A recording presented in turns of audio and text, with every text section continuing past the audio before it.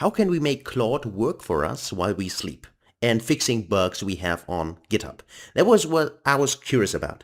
And as often I like to, well, explore things because I don't know how they work. So I need AI explain them to me, and then I try it out myself so I can explain it to you. So let's get started. The main idea was the following. Okay, I create a simple to-do app here. It's just an example. And then I publish this to my GitHub repo, which is this one here. And then I was curious, okay, what if now someone is exploring this repo and figures out there's a bug inside, right? I mean, what he normally would do is he can go to issues, right? And then he can create a new issue and type something, and so far so good. But then what happens? How is Claude now fixing this for me automatically? That was the question. And you can see that this already worked for me because I can give you a preview here. So that was, I raised an issue myself in here.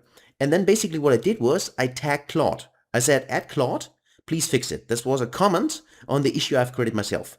And then what happened is, as you can see here, the Claude starts remotely working on this GitHub repo. So basically it pulls the GitHub code, it spins up on Anthropic servers, so to speak, virtual machine, and then it fixes the code, and then basically it creates a pull request. And the work which I have to do afterwards is just then merge this request. So I can test it, I should test it of course, and then I can merge it. So that was the first way, simply by tagging Claude. So add Claude, please fix it, and then Claude is running automatically in here. But this of course was still a manual process from my side, right? Because I needed to tag Claude in here. So that was one workflow. That's why I tried another workflow, which was then this one here. This was the Claude autofix. So instead of me tagging Claude and say, hey, there's a new issue, fix it, I did the following, as you can see maybe here. It's best seen here. There, what I did was I used a label. So meaning I was creating a new GitHub, in this case issue here, based on this GitHub repo. And then I also tagged it with a label, that Claude autofix. And that meant that I didn't have to tag Claude manually here. Claude was actually just looking at the label, and then the workflow was triggered. And basically Claude was fixing this on its own. And I was asleep, right? It could happen overnight. It could happen while I'm on vacation, doesn't matter. But that's basically the idea. And the question is now, how does it work? Or what do you need to set up so that this works? That was the question I had, and that's why I tried it. And that's why I'd like to explain it to you, just in case you have not done it or used it so far. So basically, first off, of course, you need some kind of local project and you need a GitHub repo, right? So far, so good. Then you also need a Claude account, that of course as well. And then basically what you need to do, you need to install the GitHub app in your project. So you can easily do this. I'm already in Claude. You just type in / and then GitHub app, right? Or install in this GitHub app here, this one. Then you just press tab, you press enter, right? And then you can basically select the repository you want to install it. Then because you need to give Claude the rights to access this repo and also then create, of course, requests to the repo, right? That's basically what you do. But that's what I did.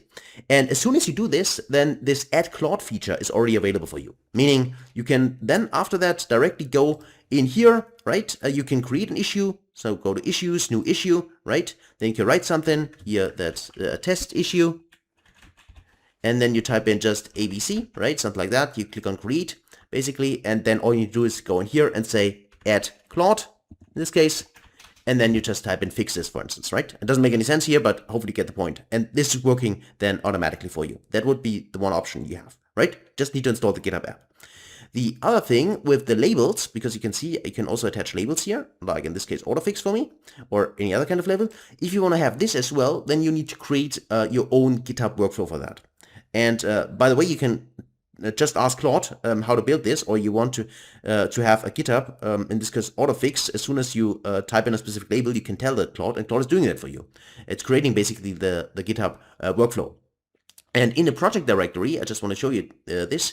That's basically happening in here. You have .github workflows, like the GitHub workflows you might already familiar with. And then you have here various, in this case, workflows in YAML format. And one of this is here in this case, for instance, the Claude autofix, which I created, or let Claude create it actually, to be precise. And there you can see that it basically runs a job. Here autofix, if contains, and then here GitHub event issue labels. So if the name of the label contains autofix, in this case, this was the second example I show you, then you can see here what should happen. Action checkout, Anthropic Claude Code action, and this is basically then actually, handling your issue. Right?